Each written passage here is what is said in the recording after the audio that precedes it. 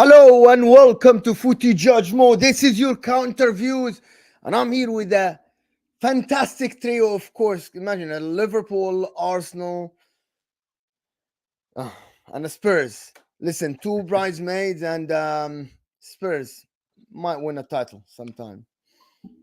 That's a mid-off, to be honest. You're muted, Saad and Pirchi. Oh, don't. Oh, you missed the expletives there. You almost got demonetized for saying absolute shameless from Mo first thing in the morning for him. I'm just happy to have Saad here with us. Of course, this is your Tuesday panel with Jerry James. Of course, absolutely phenomenal guest. One of the guys I love talking football to. Jerry, how are you doing today, man? How's everything? I'm good, man. I'm good. Just sitting comfy, looking down at the rest of the Premier League. I'm comfy. I'm happy. I'm happy. Spurs said that 3 weeks ago. I've always been there. There you are. Comfy.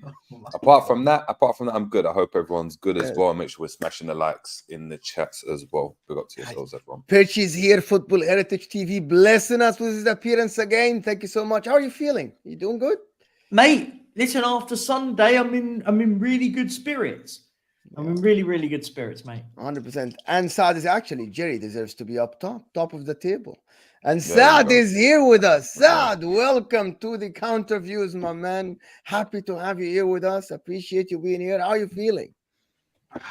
I'm good, man. I'm good. I can't lie. Listen, the chase is on, yeah? The chase is on right now. Yeah? I'm ready. I'm chasing these, man. I'm like a wolf that smells blood, yeah?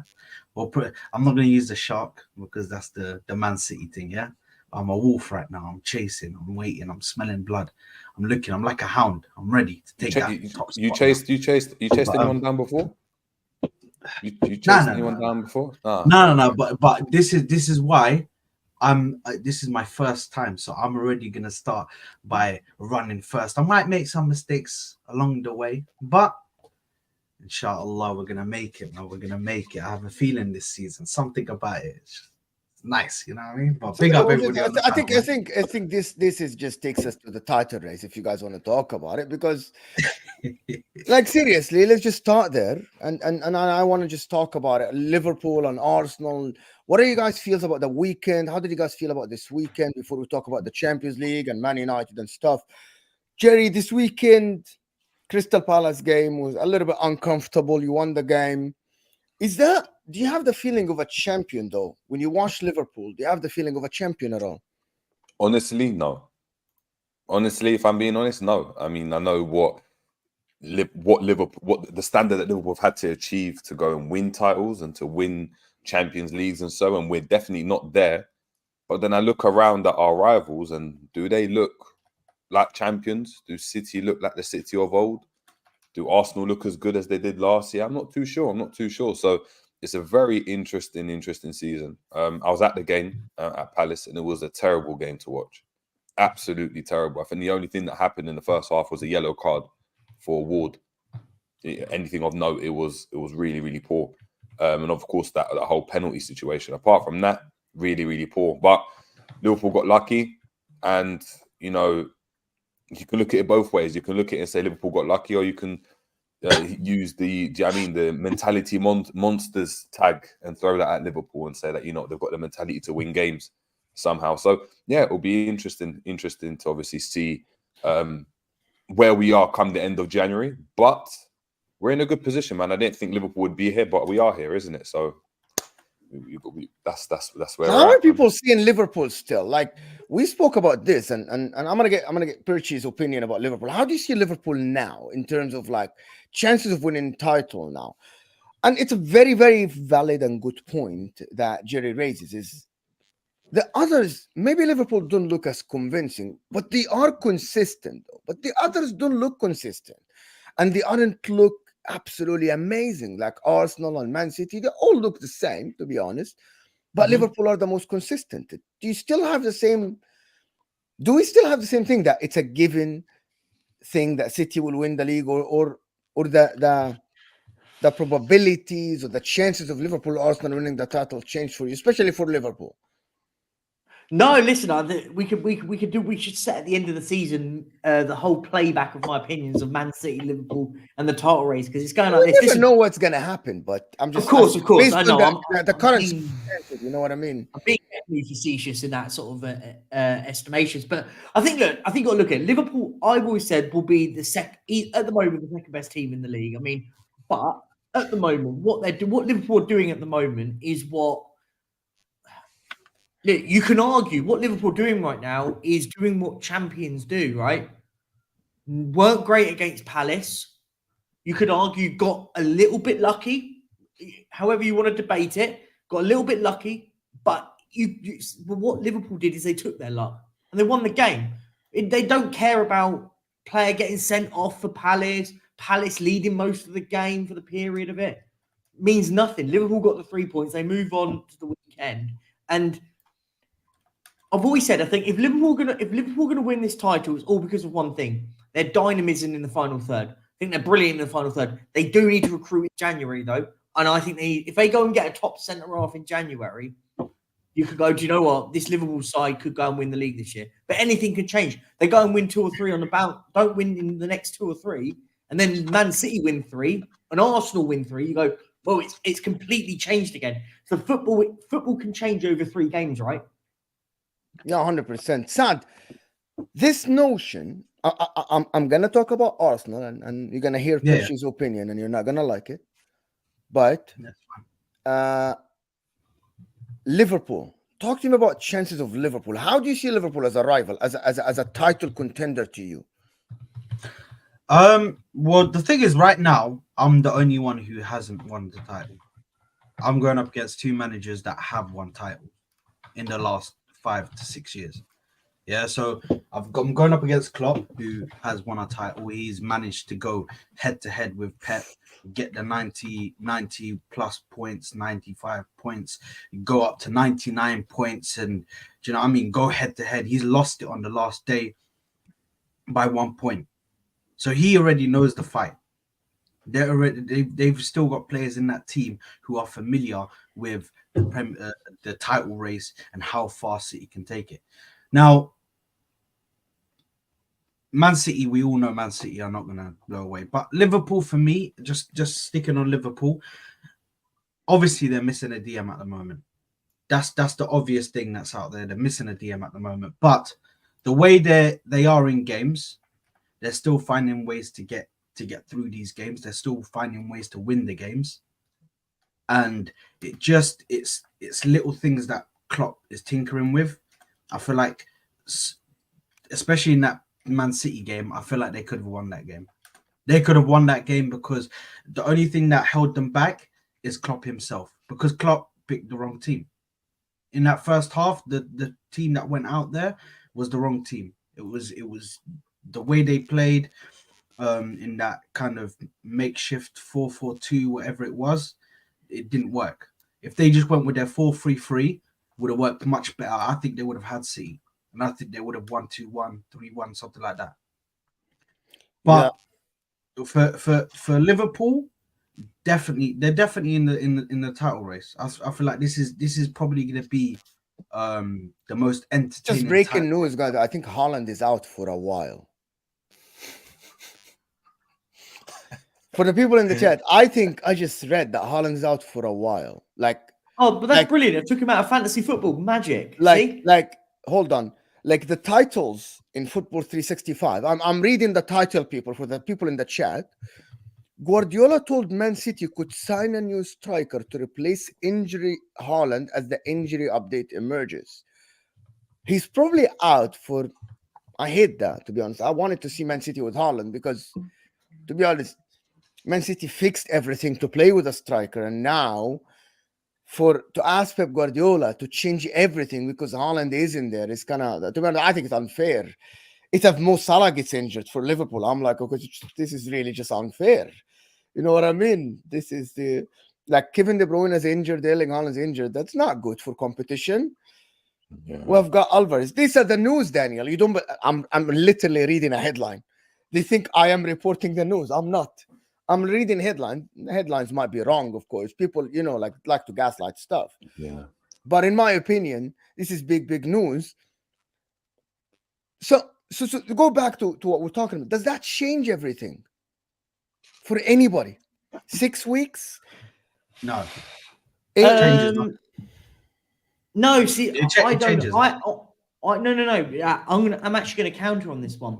It Yeah, does go at the ahead. moment, and the reason why I say it is it's massive because where's the biggest schedule in football? December, January, December. right? December, January periods when it gets busy. Like, let's be fair. Look, there's still 5 games until the new year. That's 15 points. By the way, I think with or without Haaland, I think Man City is still a very, very good team. But Haaland's the guy that wins your games. But in are the they, time. Perchi, are they the best in the country without Haaland?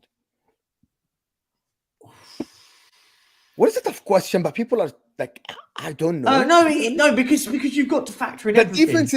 defense is leaking goals, but you don't have Haaland. But you've got to remember they've had injuries elsewhere, right? The likes of John Stones has been a massive miss for them. Kevin De Bruyne has been massive. So I'm putting it into context. If you put everyone fit for Man City minus Haaland, are they the best? Are they the best team in the country? Yeah, but not that the gap's different now. It's much closer. I think Liverpool are much closer, and Arsenal are much closer as well to them too. I think based on form, they're not. I feel bad for him. Like, He was yeah. injured last week. Because they haven't been fully fit all season though.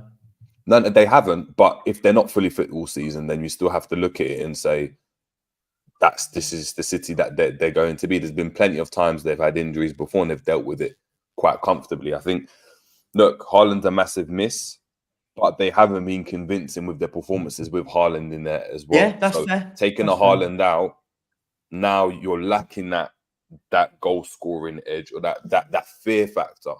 It's interesting. Like me and Mo, I think myself, me, you, Perchy, and Mo were debating. Obviously, City. I think this was before the Aston Villa game where Mo was like, "Look, Aston Villa are going to win," and I just didn't believe it. I didn't want to believe it. Nah, listen, I wish I took the bet that Mo told me to take. He told me so badly to take, and I wish I'd have won a load of money, but he's got. Exactly. But yeah, no, you are right. No, you are right. Listen, I think Man City at the moment are going through a bit of a lull. But the one thing I think that I always stand on this, and I stand by it, and everyone goes, "Oh, you just think about the past." What does happen in the past, right, is Man City will just go and win a load of games, right? But can they do it without Haaland? That'll be the good question, right? It'll be good to see what happens. And maybe, just maybe, that's the difference maker. That could be the difference maker, right? I'm just gonna come in here because I completely disagree. I think City, this changes nothing for them. The fact that Haaland is out does not even affect them in any way, shape, or form at all. Yeah. And I'll tell you why. Because Alvarez can go into that striker position. Yeah. And then a player is coming back for them. We're forgetting about Kevin De Bruyne. Yeah. Kevin De Bruyne is the one that is, let's face it, he won them the title last season. Because in both games against us, who were the challengers for them, and we were sitting up top, in both games that he came to our stadium, he was the deciding factor, not Haaland. It was him. He made sure he scores the important goals for them. Like, yeah, there is this whole thing about De Bruyne, and he's never about in finals, and he always gets injured in finals. But for me, De Bruyne is the one who makes the one who makes the change for them. If De Bruyne comes into this squad, I think he brings everyone together. And he gets the engine working again. He gets the engine working at full capacity. So I can't, as long as Haaland is in there, as long as De Bruyne is in there, I can't count them out. I think this won't change them at all. But you see, that's where I actually think you're wrong, because De Bruyne for me was at the turbocharge in City. City's always been in a well-oiled machine. They've had De Bruyne on the bench. De Bruyne has been injured before. He comes back in January, and then he's just that top up that helps them win those games against Arsenal. He scores those winning goals. Right now, they're not operating well together as a team. They needed a last minute goal to go and beat Luton. It looked as though Luton might get a draw out of that game. Heck, might have even won that game. Do you know what I mean? Had things gone in their way, a few little throwing decisions and stuff like that. So De Bruyne is now coming into a team that's not performing at its optimum level, coming to a team where Haaland isn't there. Remember, the team is now structured to go and play much more direct than they did a couple of seasons back when they didn't have a striker, where Haaland wasn't a factor in the team. And, you know, they had Gundogan playing as a false nine. They had this player playing as a false nine. Now, Alvarez is a top player, but he's no Haaland. He's not getting 40 goals a season. Now, if they've designed their team play to go and focus on one player to get all their goals for them, when you remove that cog there, you're now asking Alvarez to go and do that same thing. If not, it's what Mo said. You're asking the team to change from what they're doing. And Pep's already designed this team to go and be formatted for one player. So now it's like Mo said, it's a bit unfair. He's having to now change his tactics midway through the season to now gear it towards the style of play that kind of is more conducive to the whole team chipping in with goals as opposed to it being one player. Now, we're also expecting Kevin De Bruyne to come back from this injury and hit the ground running straight away. Now, of course, he can do it, but if he doesn't do it, I'm not going to be surprised, because you've got to give a player time to go and come back after an injury. So I don't know. It'll be interesting, man. It'll be interesting. Guys, there is about 170 of you here. Can we get that like button up a little bit? Can we get to 100 likes? It's simple. It's easy. It doesn't cost you a penny. Just please let me know if you have hit the like or not in the description. So please hit that like button for me. Pay your rent, as Saad is saying. Yeah. Listen, moving on from Liverpool a little bit, but going to Manchester City. Like, I had a comment yesterday, and I actually did a solo show, and I said yes, and I want to take your opinion yesterday about this. The reason why I said Man City aren't the same, but I want to take your opinion, because I said my opinion to my viewers, is that Manchester City never drop against a relegation candidate team. They kind of dropped after the goal. What I saw in this Luton game, as you guys said, is a team that wants the 3 points after 4 draws. They wanted, is that 3 draws and a loss? Or that's 4 draws? 4 draws. A team that needs adjusting, that is scared of making mistakes at the back. They want it to be a little bit compact, especially when they're winning 2-1. Not very compact. They didn't give them 70%, but it was Luton 55% ball position to 45. If I tell anybody 1 year ago that Manchester City will play Luton and for 25 minutes this will be the position stats, they'll laugh at me. They will definitely laugh at me, no matter what stage of the season that is. That's my point. And also, I've had a brilliant comment yesterday from Mad Hatter, one of the viewers that has been watching me for a while, and he's telling me that he thinks the board is screwed up in the summer. And that's why Pep Guardiola is trying to find the right combination. And that's why Manchester City fans, most of them are asking for reinforcements in January.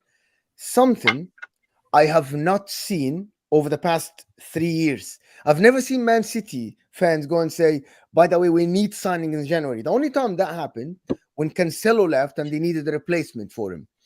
But no time I've seen Man City fans asking for signings in January.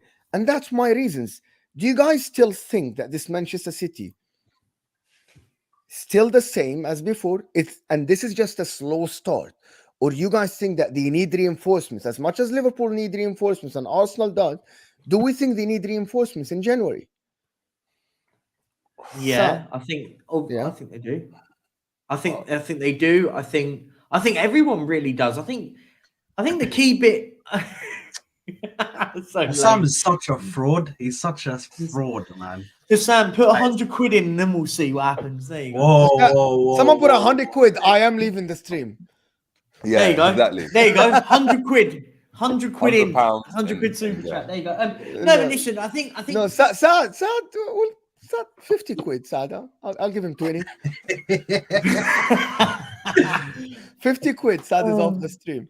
Sorry, Preachy. But yeah, no. So I think Man City, what Man City will do though, what they're very good at, and I think that's one thing we have to give them credit for is they won't be shy about if they need to recruit, they'll go and recruit. But they never did in January though.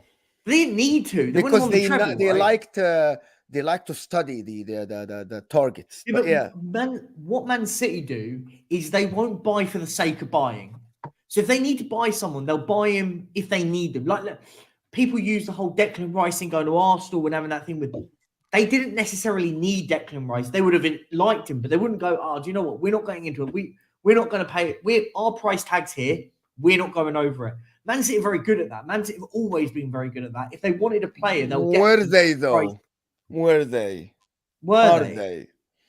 Yeah, of course they were. Of course they would have had him in. He would have improved their midfield. But they won't talk about Declan Rice, but normally Man City go above if they need to go above the budget, they do. If they desperately need a play, yes. All right. They desperately needed Declan Rice. I think he would have been in their team and gone, do you know what? That's a massive improvement. They would have offloaded the likes of a Calvin Phillips, and then they'd have bolstered their midfield.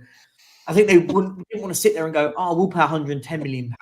Oh, we'll pay 120. They didn't need it. That he wasn't in that level of we'll pull out, and then he went to Arsenal. Arsenal needed Declan Rice more than Man City needed Declan Rice. But in the concept, if they desperately need someone in January, they'll get someone. Man City do it. They're very clever when they've signed it. They'll buy it when they need, and they won't go overboard. Yeah, I think they probably do strengthen. I think midfield's the area where they do. I think they missed out on Paqueta in the summer. I think that's a player that would have done really well for them right now. And I think they go and just replace Calvin Phillips, and I think that's about everything that they go and do. It's a really interesting one because you could argue that defensively they're not great, but that's where they've spent the most amount of money in recent years as well. So is that more of a tactical situation? You could argue that they're missing John Stones. I'm not pinning it on one player, but losing John Stones in that defense has been massive for them, right? Yeah, I understand that, but they've just spent however much money. I think what Prem's most expensive defender, Vardy. Yeah, but we say this all the time though. I think you have to give it a year for Vardy before we start making serious judgments. We had this before with other players, right? We understand, but I think if you spoke to a lot of City fans, they would have told you that they expected Vardy to come in and have if you had to put them on a spectrum and have the Maguire impact of coming to United and the Van Dijk impact of coming to Liverpool, you'd probably pander towards the side of, all right, Vardy's going to come in and have that Van Dijk impact where he enables them to go and play the way they want to play. He can play in the centre, can play on the left. Liverpool fans wanted it. So he hasn't come in and hit the ground running. And I think they've had to go and rely on, again, Ake, Akanji to play more games than they would have done and not rotate them as much. But yeah, it's an interesting one. About the midfield, I mean, where else? What do they get a striker to go and compete? I have something. They need another winger. Manchester City. I was just about to say. I read my mind. Really? Read my mind. Yeah, they need another option when the matches come when they are going in all competitions. Remember, they have actually 3 natural wingers only. One of them is not actually a winger. We are all screaming for Phil Foden to play behind the striker in the 10. So they actually don't have natural wingers other than Jack Grealish and Doku. Julian Alvarez isn't a winger. He's going to play a striker now because Haaland is out. And Bernardo Silva is a midfielder. He's a winger last year, but he was always tucked inside. So they might need a winger. Another option, what I mean. It's not a hole in the midfield. It's not a hole in the midfield. In the starting 11. But it's an option that I'm sure maybe Pep would love to have. Because they actually don't have an actual right winger, like a Mahrez right winger. You know what I mean? Like a Doku left winger on the right side. They don't have that yet. Who would you get? I don't know. I would go and get Bukayo Saka. Bro, that's never happening. Hang on a minute. I would do, you know what I mean? I'm not gonna lie. You can't say never. That would be the best chess move I've seen in football for a long time. It would never happen. That would never happen. No. You can never say never. Don't say never say never. Your best player left for Barcelona. Your best yes, that's perfectly fine. That's perfectly fine. He left for Barcelona. Didn't Arsenal lose all of their top players to Man City? No. Hold on. Saka will go nowhere. Firstly, Saka will go nowhere, and then delete my number, delete the messages, leave the channel. You know what I mean? They report this video. Bro, report this channel. This channel is spreading lies and chaos Bro, This it's channel fraudulent. is not good for football. Oh man, I'm spreading it, man. Saka the City, hashtag on. Sad Here we crazy. go. like boycott Mo's channel. So someone in the chat must be one of those that can do the editing when they can edit a Man City shirt on Bukayo Saka and I send can do it that, to Mo Perchy. on I can do Twitter. that. I'll send it to you. I'll send it to you. I'll There make we one. go. We'll look send at it these in the guys. chat. Look There at you these go. guys teaming up, man. Look at these guys. But The Here- one I'm here- fighting here's a maybe- question though. and my brother. No, someone put let a good- Sad respond. Let's Go on, mate, go on. we got Sad. Go ahead, Sad. Firstly, that's blasphemous, and there's no way it's happening. No way it's happening. Bukayo Saka won't go. They've already turned down offers from Real Madrid and all. Why are they going to accept an offer from Man City? It doesn't make sense. money talks. Second, Money yeah, that's talks. fine. If they want to drop 300 million, that's fine. But we'll see what happens in it. But yeah, just on the winger thing. Do you think Bukayo Saka is worth 300 million or because that's Arsenal to Man City? What? No, that's the price for January transfer window. You know what I mean? No. In the middle of the season. Arsenal take half that. If half half. gets offered, No. if Man City went, we're going to put 150 million pound on the table for Bukayo Saka. Cash. I'll tell you the truth and honesty, and nothing against Arsenal here. I don't think 150 million will move Bukayo Saka from Arsenal to Man City. You don't think 150 no, million? not from Really? Arsenal. Okay, so let me just finish. You don't take the word as it is, Richie. Just listen to the end. Hey, I listen to the words you say, my friend. Yes, That's but gospel. listen to there is a caveat to it. Because it's Arsenal to Manchester City. If Real Madrid comes with 150, Arsenal might think about it, and I doubt he will leave in January. But because it is Manchester City, if Manchester City tomorrow offer Liverpool 200 million for Mohamed Salah, Liverpool won't sell him, even though Mohamed Salah isn't worth 200 million. The reason why it's direct rival, because you're looking at marketability, you're looking at the league, you're looking at everything. I don't think he goes. Like the fact that it's like, imagine it's not even Spurs, it's Arsenal and Liverpool. They're direct contenders for the Premier League. You are asking them in January to give up their superstar for 150. I'm not saying that Bukayo Saka is worth more than that, but I don't think there is money now to shift Bukayo Saka at the moment in January from Arsenal to Manchester City in January. I think that would be impossible move. It's not going to happen. No matter how much money you offer Arsenal, I don't think Arsenal board accept it. Because I'll tell you what, even if Man City offer 150 now, if that's how they value, Arsenal will say, we'll hold on to him now, and we might be able to sell him in January in the summer to somebody else. There you go. There you go. People, it's official. Looks like a league winner. It's actually official. It's official. Bukayo Saka. You know Go how full that screen, thing- Mo. Full screen for the people. I'm just gonna actually do it on the screen. People, this is it. It's Why don't we just Bobby get Kane, Salah Bobby and put Kane, him in a Man City Bobby shirt? I didn't Why know don't we you get did that, Salah Jerry. and put him in a Man City shirt? That's fine. Why not? I think Saka's a better fit. No. for them, But you know, let's he's go back to younger. the serious talk. Let's go back to the serious talk. Yeah, Does Man I City need a right I wanted winger, to give my option. because I want to go wanted give my on option. Arsenal. Yes. Okay, Cool. let me give you exactly who Man City could bring right now in the right wing, who would automatically bring them danger from that right side. Yeah, there's a man that they let go a while ago.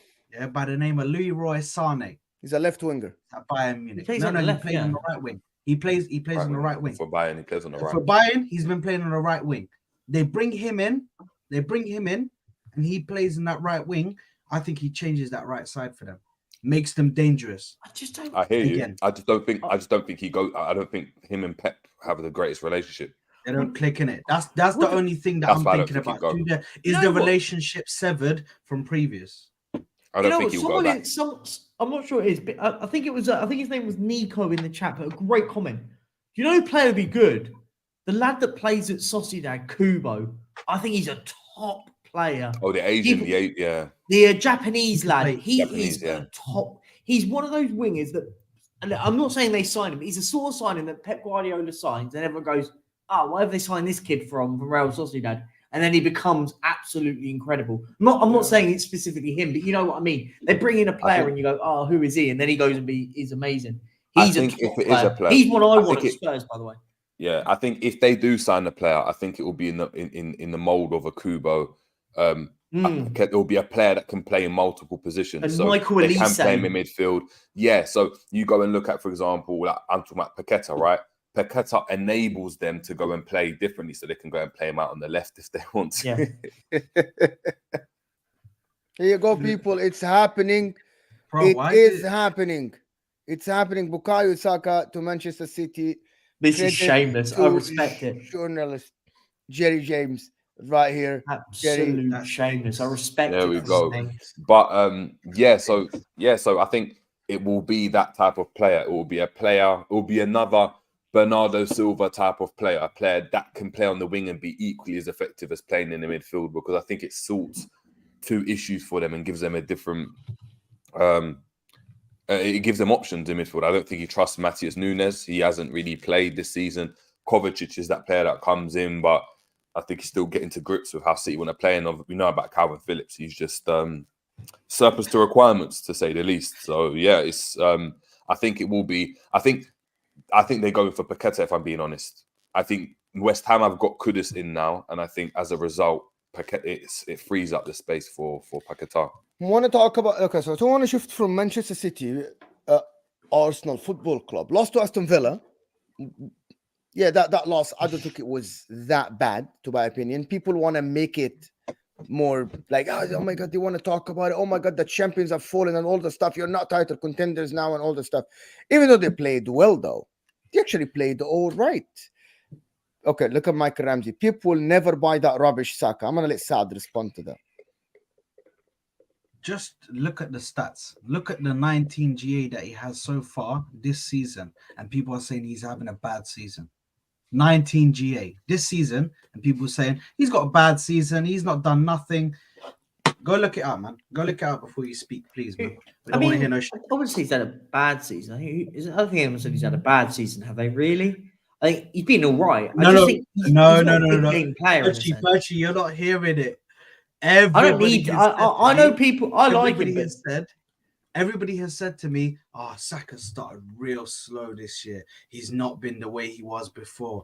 But he's got 19 GA in all competitions. Obviously, we're talking about before it was in the Premier League, but now it's in all competitions. So big up to my boy Saka, bro. I don't want no one taking him away from the club that he grew up in. Yeah, he grew up in this club.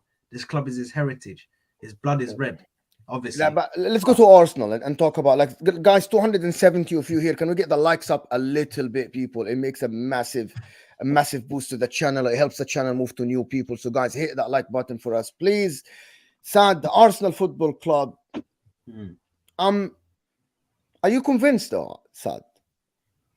Yes. You are convinced you can win the title? I think we can win the title. Yes.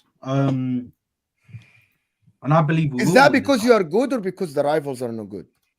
Jerry Not actually is necessarily. very honest. Jerry said we're not good, but the rest are not good, but we're more consistent. But you guys, you are saying we're amazing. You're good. The rivals not being good helps us. All right. Because it's kind of made the gap a bit smaller from where it was last year. Because I was going up against City, and City is amazing. Obviously, Jerry, you were going against City as well. They're an amazing team. The gap was way bigger before, in regards to quality. So City really coming back, or making the gap a bit smaller, is something that helps us. But just based off of the games since we brought Trossard into that left 8 position, and seeing how many chances we started to create, has given me hope. Because when we started the season off, we weren't creating as many chances as last season. We're still not clinical, but I'm hoping the more chances we create, the more goals we can get, and we can win these games. But this Aston Villa game, obviously looking at the result was a loss. But when you look at the actual team and how they performed, we created chances. I think Aston Villa had moments in the game, but there wasn't really a dominant period from them. They had moments, obviously counter-attacks and stuff like that. But overall, we had the better moments in regards to creating chances and that. But we just need to sort something, which is this clinicalness from our attackers, from our midfielders. I mean, from Odegaard, that was embarrassing. Watching that game, it was embarrassing.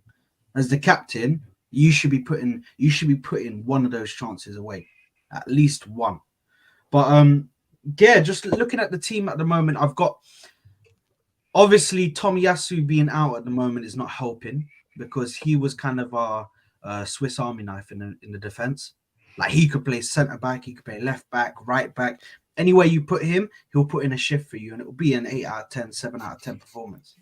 Do you know what I mean? So I think going into this January transfer window, if we can bring in a left 8, if we can bring in a midfielder that can help us create chances, help with the defensive duties, we need to replace Xhaka because that gap or that Xhaka shaped hole is still open and it's still empty. So if we can replace a player like him and bring in a player like him, I think we can be title contenders. I think we go to the front of the line, and I think we can win it, even without a striker, without a clinical striker, because you create more chances for you to get a goal. And listen, the goals are going to increase if you're creating more chances. So I believe if we can get a left 8, we can bring in that left 8. That's probably the most important thing I'm looking at the moment, because I can't bring a striker over a left 8 at the moment in a January transfer window, because I don't think we're not creating enough chances. Yeah, come on, bro. Yeah, do you think, just want to ask so, because I won't know, I'm not an Arsenal fan. Would you say that you've had to sacrifice being as defensively solid as you potentially were at the beginning of the season, which people were praising you for, saying that you're now more defensively good, but now this more expansive type of football where Odegaard's creating a lot of chances, you're creating a lot of chances, but now defensively it looks like you can go at a team, whereas earlier in the season it seemed as though Arsenal are a team that, yeah, they might not be as kind of fluid going, but defensively they're just, you're not scoring against them. Is that fair to say? I think losing Tomiyasu, because a lot of the when we started and we were defensively sound, Tomiyasu played a big part to that. Mo's shaking his head, but Tomiyasu did play a big part to that, because Tomiyasu was able to play right back for us at times when Ben White was out. He would put in performances in there. He was also able to play left back, and he was actually doing a better job at left back than Zinchenko in the season, because he was able to go forward and put in a shift. He obviously going forward, him and Zinchenko, it's night and day. Do you know what I mean? Zinchenko is the one that's better going forward, but defensively he's top, man. He's top. I think right now, with us bringing in Trossard, putting him into the midfield, that might make us a bit more. It might make us a bit more. What's the word I want to use? We can get out. We can get got at more. In our one of the problems that Arsenal has. One of the problems that Arsenal have is it's either Kai Havertz plays and he's further forward next to Jesus, and Odegaard is asked to play a deeper role a little bit than what he can, and he cannot do that defensive work. And Odegaard isn't a deep line playmaker. Odegaard cannot get the ball from the defense and drive forward. Odegaard can't drive with the ball. It is something that people don't want to see. Odegaard isn't the guy who picks up the ball from his half and drive with the ball and dribble 3-4 guys to go to the other opposition's half. I disagree with you completely.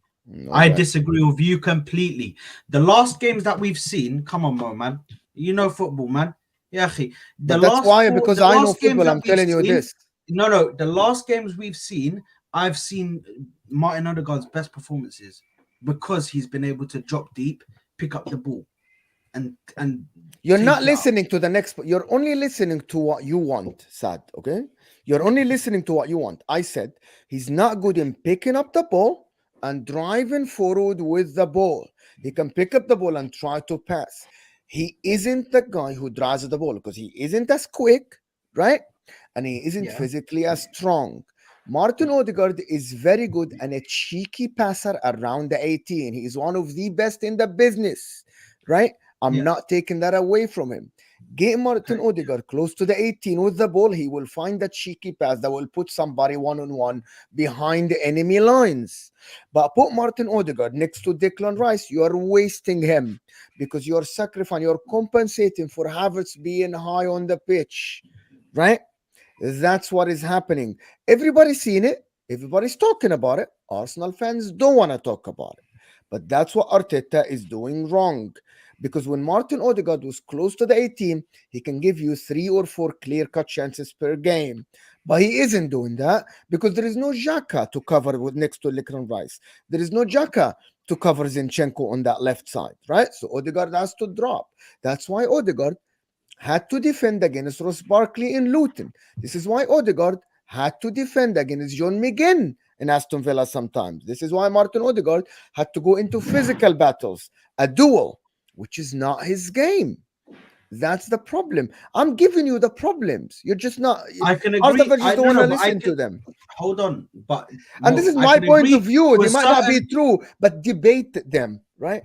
No, but to a certain degree, I can agree with you because I think Martin Odegaard, when it comes to duels, that isn't his game.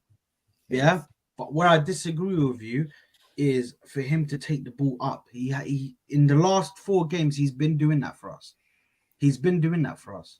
When you go and look at the game where Trossard plays in the midfield, it changes Odegaard. Odegaard becomes like a different player when Trossard is starting in a left 8 position.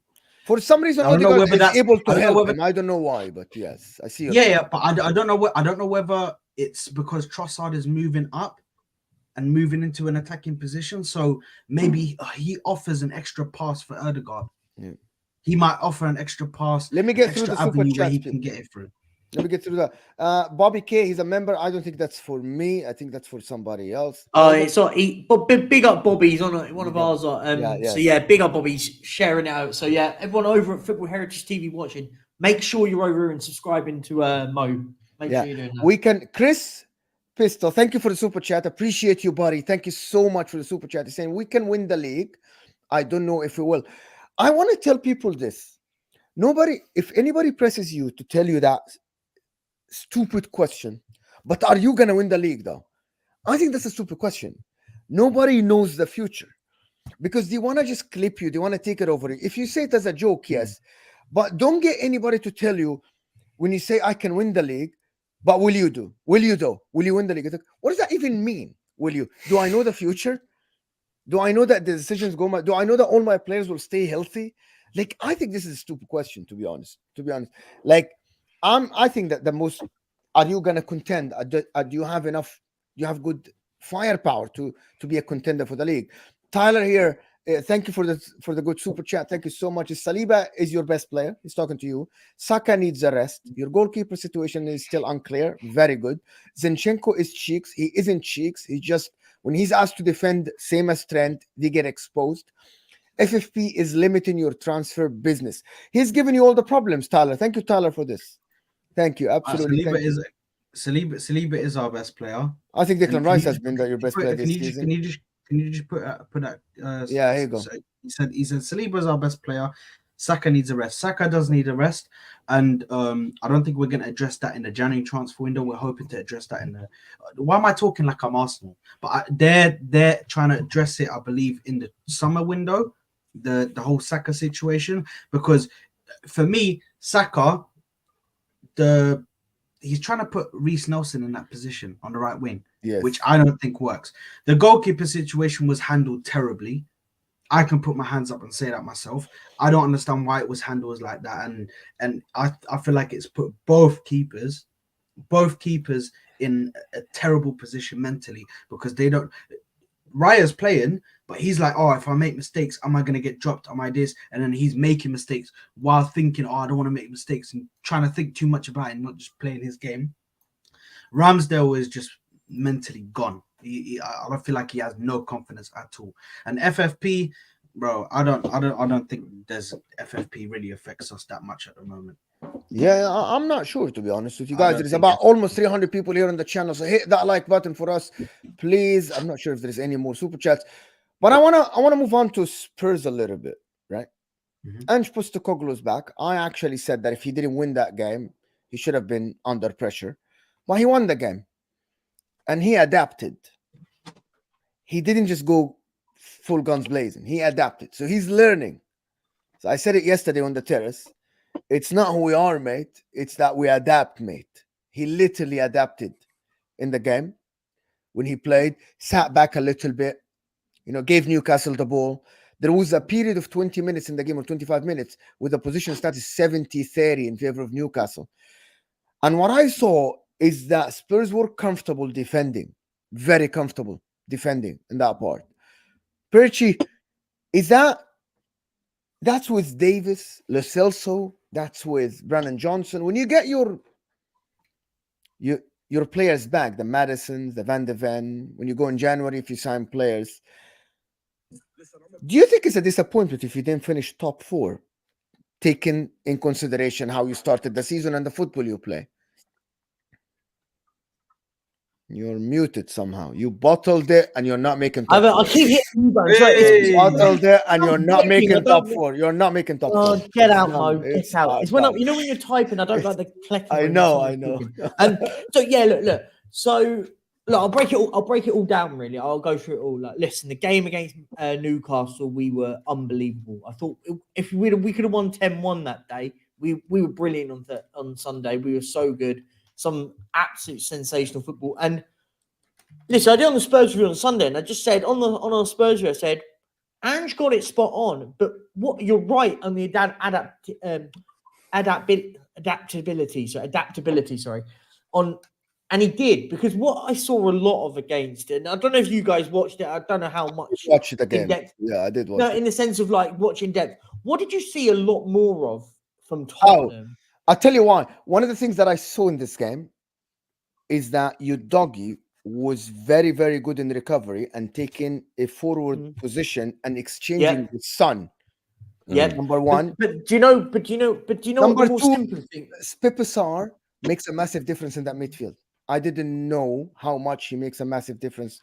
It's a massive difference. The athleticism makes a big difference. Anyway, go on. I agree, but do you know what the bigger thing that I saw more of? Yes.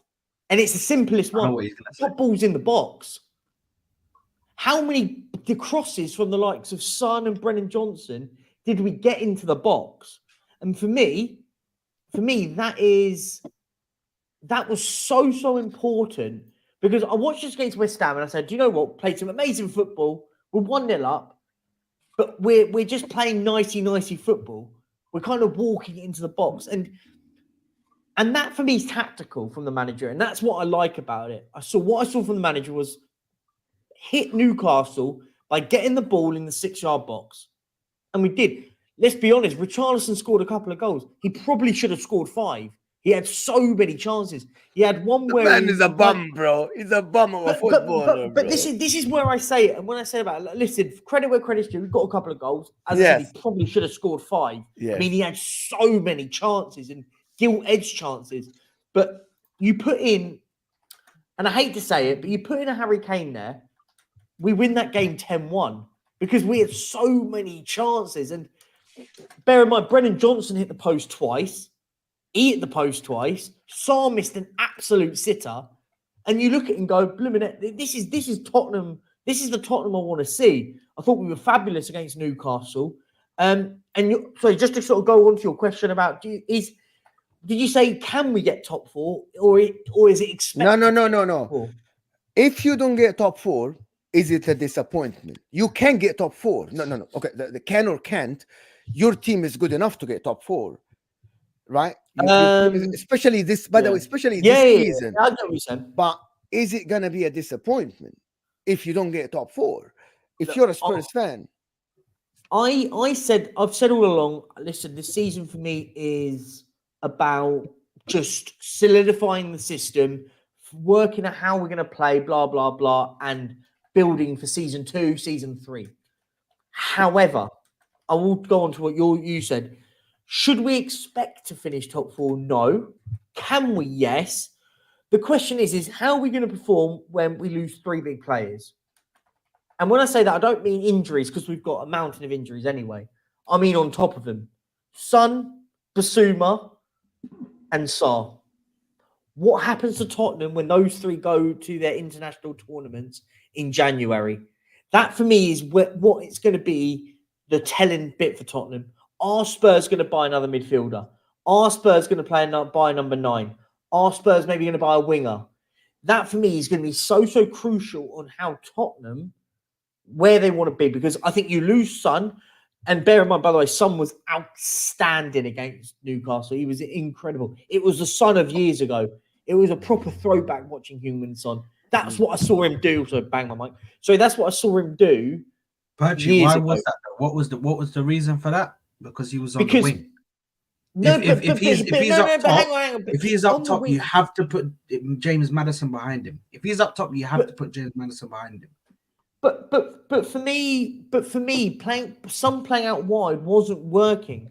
But the reason why it wasn't working is whatever we were doing, it wasn't working to his benefit.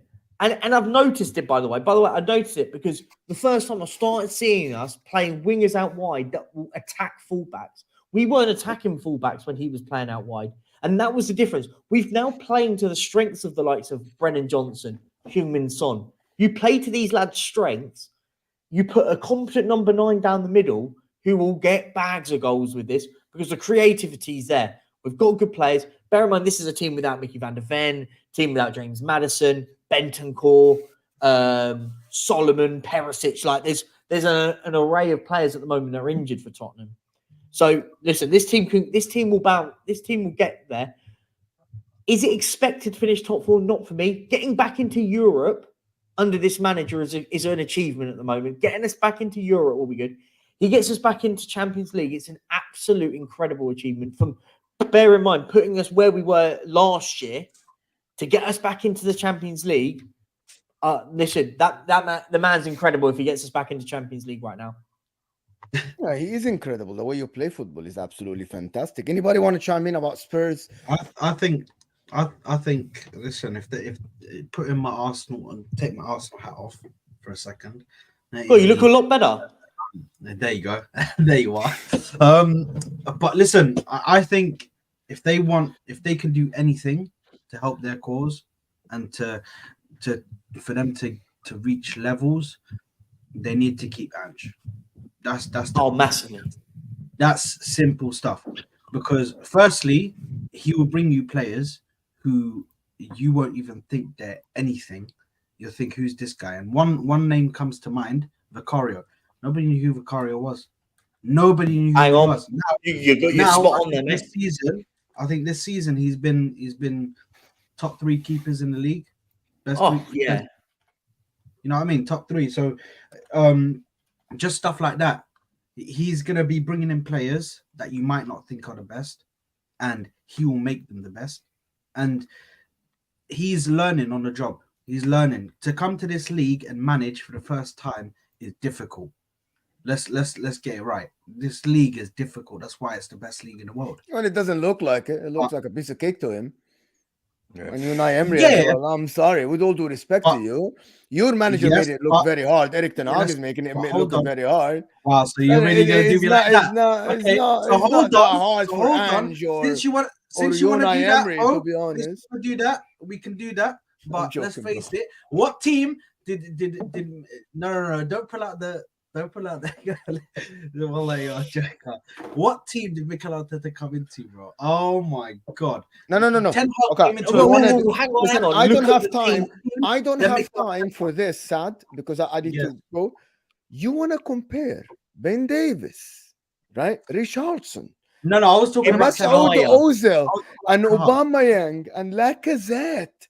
You want to compare the bombs that Spurs have? Bro, Spurs have players. They said they're not even playing for top 10. Some of the Spurs fans wanted everyone out. Everyone. Oh, no. I think Pedro Porro and Emerson Royal were labeled the championship players. He had a window. Bro. He had a window to bring players in. Sorry, I can't hear this. Mikel, nuts, how Sad. long? You Did, opened the Mikel, floodgates. sorry, I can't have. Mikel Arteta finished eighth, fifth, and then second. It's taken him to spend nearly £1 billion on players to get to this level. And listen, by the way, I think he's doing a good job at the moment. Not Oh, criticizing. he's doing a great job. 100 Yeah. million. He's doing a great job. But Andrew's come in and bought Vicario, Van der Ven, Maddison, Solomon, Johnson. Have I missed anyone? I think that's the 5, right? We've had a You say Udoji? Can we No, not? I don't want to. Can we? was signed the year before. We had him on loan. I'm gonna give this debate a minute because I really don't want to go. If it was a joke, Sad, it was a joke, and you Yeah, I know. don't buy it. Like it was a joke. Just move on. Just hear from here. Get out from the other side. Just don't worry about it. I am not knocking down Arteta. I just said like because yesterday on the terrace. I'm not sure if we reached the conclusion that this notion of every manager needs his own players to have a style of play is a myth. It's not true. Bang on. You can absolutely play. You can play your style of play, and the players make mistakes. Pep Guardiola did it. Ange's doing it. Unai Emery did it. And then you can say, now, yeah, I need my players now. By the way, Jurgen Klopp did it. Jurgen Klopp played it with shit players. He tried to do that. But anyway, go ahead, Sad. Talk about Spurs. Sorry, I'm sorry to cut you off. Nah, it's all good. Ange Postecoglou is doing a great job, better than Arteta's first season. Okay, you were saying that. You were saying that. that's fine. No, That's you weren't. You didn't say that. So we can sit here and we can argue, but we'll forget about that argument. Yeah, we'll forget about that argument. I'm joking, bro. That's another video. No, Mo. I see what you're doing. So that's another video that one day you can get a bunch of Tottenham fans, we'll get a bunch of Arsenal fans, and I guarantee you our squad was worse. But anyway, Khalas, we leave that. We leave that for a side. When I'm saying for him to come in and get used to the league, it's okay. Well, I just done to my mic. Can you guys still hear me? Yeah, can hear you, mate. I fucking hate this mic. What I'm saying though is it's not been smooth sailing. It hasn't. In the last few games, he's hit a brick wall and has had to find a way to get over it. That's what I'm saying. So it hasn't been smooth sailing all the way through. You're acting like he's coming to this league. He's starting he lost. and then he's still going and going and going. All I'm saying is this league, the reason why it's so difficult is because you hit brick walls like this where you have to try and find a way to get over it. You have to. Do you know what I mean? It's not as easy for you to just come in. Same thing with Unai Emery. Unai Emery, although he has come in and has this amazing home record, if you look at their away record, it's shocking. It's shocking. So no managers come into this thing and just sailed right through it and just had an amazing time and this and that. They have hit certain difficult moments, but they managed to get over it. And they're learning from mistakes that they made to get themselves in those positions where they weren't winning games. Do you know what I mean? That's all I'm saying. But the fact that Ange is doing that and he's learned from his mistakes, he's learned to change. Because I think even in that game against Newcastle, for a bit they sat a bit deeper than they were in the first half. Which is progress. I'll be honest. Against Newcastle, we had all the ball in their half. So I don't think it's give them the ball. You said come on, break us, and because you wanted more spaces, he didn't want to go. Yeah. That's what he normally he's learning. But I don't get it why people get offended when we say a coach is learning. Like everybody, even Pep Guardiola is learning. But anyway, listen, I want to do the last part. I want to speak about Manchester United for a bit. We don't have a Manchester United drip. But we should do a while we're speaking about Man United, we should also do a Champions League preview, if they for you. I didn't want to do a Champions League preview for you and Manchester City, top of the group. It's all right. Nobody cares. You don't want to hear about me going and having to play the kids. Come on, man. So Ruel Waters is getting his debut today, mate. Scenes if he scores, mate. Ruel Waters, mate. Ruel Waters, man. We have no idea who that is. Ethan Nwaneri, bro. Ethan Nwaneri, bro. He's getting his debut today. If he scores, scenes, mate. Scenes. The Champions League. Yeah. I guarantee you, there's like 15 people are gonna watch that game, and 15 people are gonna watch the City game tomorrow, or 12. Nobody cares. Like, good. Hats off to Arteta, of course, for making tough and Yeah. with the game in hand. To be honest, I expected them to struggle against Sevilla. They struggled, but they got over the hurdle. To be honest, but Manchester United, Jerry, if they get out of the Champions League, group today, they go to the Europa League. Is that good or bad for them? I think it's horrendous. For Manchester United, I think it's horrendous if Wow. United end up in the Europa League, because I think they're better off. I think they're better off just not being in the Europa League at all. If I'm just talking from a neutral perspective, I think more games, more opportunity for them to stumble, for them to, do you know what I mean, fall flat on their face. It's what's going on right now. I just let that performance on the weekend. I mean, sandwich in between obviously this game and in the Champions League against Bayern. They had obviously the Chelsea game before that. It seemed as though, you know, they were going to go and get a result. To lose the way they did to Bournemouth, a team that Liverpool beat, what, with 10 men? How much? 3-0, 4-0. Yeah. This is it's Watch not this. acceptable. Yeah, Faisal Ali here. Great breaking news. Faisal, thank you so much for sharing the breaking news. Premier League clubs today have voted in favor of limiting the new contracts of maximum of 5 years, meaning deals cannot be longer to help financial fair play amortization. Previously, no cap. That's absolutely great. But I think Europe already limited that. But yeah, thank you, Faisal, for this. Absolutely great news to share with us. Thank you so much. Yeah, go ahead. Sorry to you, Jerry. No worries. But yeah, so I mean, look, it's an interesting one. For Ten Hag, it's probably better that they're out of the Europa League so they can just focus on less games and you can try and turn something around. The question I then posed to everyone in the panel and everyone in the chat, how long is Ten Hag going to be in the job for? Sunday. If they lose this game. No, it doesn't matter. Sunday. I think he's done. I think he gets out. Hassan called it out in July, bro. We were doing shows in July. He called it, bro. Said Erik Ten Hag will get sacked in December 17th. But what I'm saying is, do we sack him before? Do United sack him before and use that new manager bounce? I actually think they should, if they lose or even don't get out of the group today. Okay, so they finish their campaign, okay, and they don't go to the round of 16. There is a chance they go by the way to the round of 16 if the other two teams draw and they won against Bayern Munich, right? Bayern Munich will play a second fiddle team because Bayern Munich already made it to the next round, all right? So, by the way, most likely Manchester United will make Europa League, most likely, because one of the other teams will win and Bayern Munich will play a second fiddle team. And Manchester United might win this game or might draw the game. My point is, after today, you should just sack him. Get a new manager with these players. Don't go to the Liverpool game with Erik Ten Hag unless, and I want to know in the chat, I want everybody, and there's 250 people here, yes or no, does Man United have any chance of getting any result at Anfield, a draw? It's a yes or no question. Yes, for Man United, have a chance of getting any result. Does anybody think Man United have a chance of getting a result at Anfield at all? What's the little meme that they say? 99% chance, 1% faith, or something like that? No, 1% chance, 99% hope.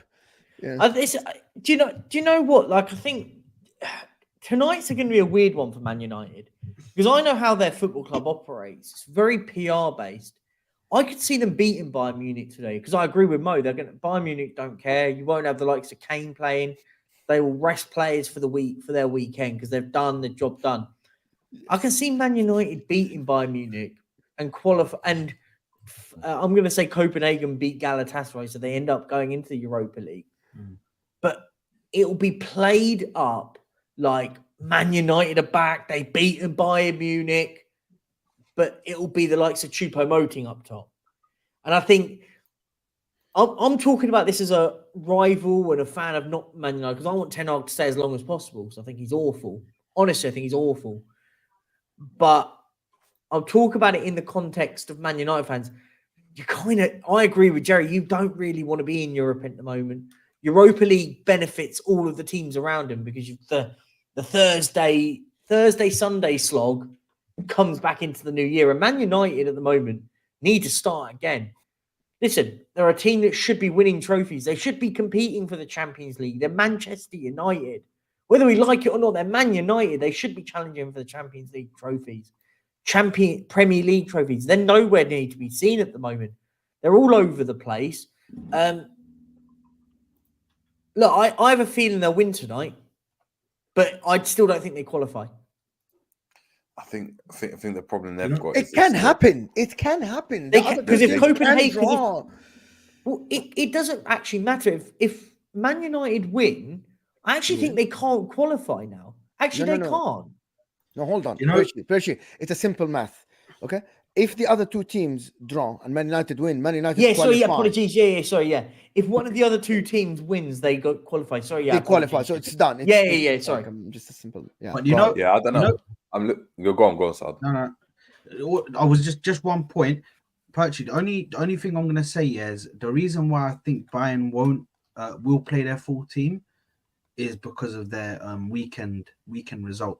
I don't know if you guys know that. They got battered 5-1. They smacked them 5-1. So this is the only reason why I think Tuchel's going to put his full team out there, bro. He's going to be like, you lot need to go and work in that game. I want to see 5-6-0. Yeah, it's what Percy's saying. It's the PR. The thing I'm looking at from United's perspective is, but do they? This is what I'm saying when it comes to the manager. Do they, regardless of what happens in this game, still give Ten Hag the Liverpool game, knowing that the chances of him getting a result is very difficult? And then sack him on after that game to show this isn't acceptable. You know, he's lost against Liverpool, our biggest rival. They always do this. They always hold on. Let me give you another scenario. Sacked him before that. They're gone. What if he goes to Liverpool and puts in a fight, lose 2-1, and then they sack him? They'll look bad. I don't think they do, because the fans won't look at it as though he put in a fight. They'll be like, no, he's lost again. No, and the fans will look at it and there'll be something in the game. Nobody's expecting Man United to get a result. If Man United lose by a 1-goal margin, I'm telling you, they'll be like, we played well, we just lost on a small detail. They do. Whatever. They do. But do you not think that the majority of United fans will look at it and let's say there's a decision, I don't know, it's a 1-0, but instead of bringing on Hannibal, they go and bring on McTominay and that doesn't allow them to win the game. Do you think they won't look at it and be like, again, we had an opportunity to win the game and we didn't? Yeah, but unless he gets humbled, I guess, unless he gets humbled in the game and gets embarrassed, I don't think there is a reason. Like, anybody can lose at Anfield. Anybody isn't. So do you think? So do you think he keeps his job then? No, I don't think so. But I think if he gets a result against Liverpool or lose by 1-goal margin, I think he stays in the job. I do. I don't think he gets sacked. He stays in the job. I don't think he gets sacked even if they get humbled at the moment. No, if he gets hammered, 3+. Oh yeah. So yeah, apologies. Yeah, if he gets 3+, if they lose 5-0, then he might. No. 3+ goals, he gets sacked. But if he loses 2-0 or 2-1, I think he stays in the job. Listen, people, I have to go. But this has been absolutely a fun show, an amazing show with Percy, Jerry, and Saad. I'm gonna put. There are channels, I think, in the description already, if I'm not mistaken. No, they are now. Sorry, Mo. Just quickly. Yes. Go ahead. Apparently, Reece James is out for 3 months. These guys really try to compare him to Trent, bro. It's crazy. It's crazy, bro. In the streets. His injuries have been awful, bro. He's injury pro, bro. That's fucked. To play one game and then go out at half time, bro. 3 months, bro.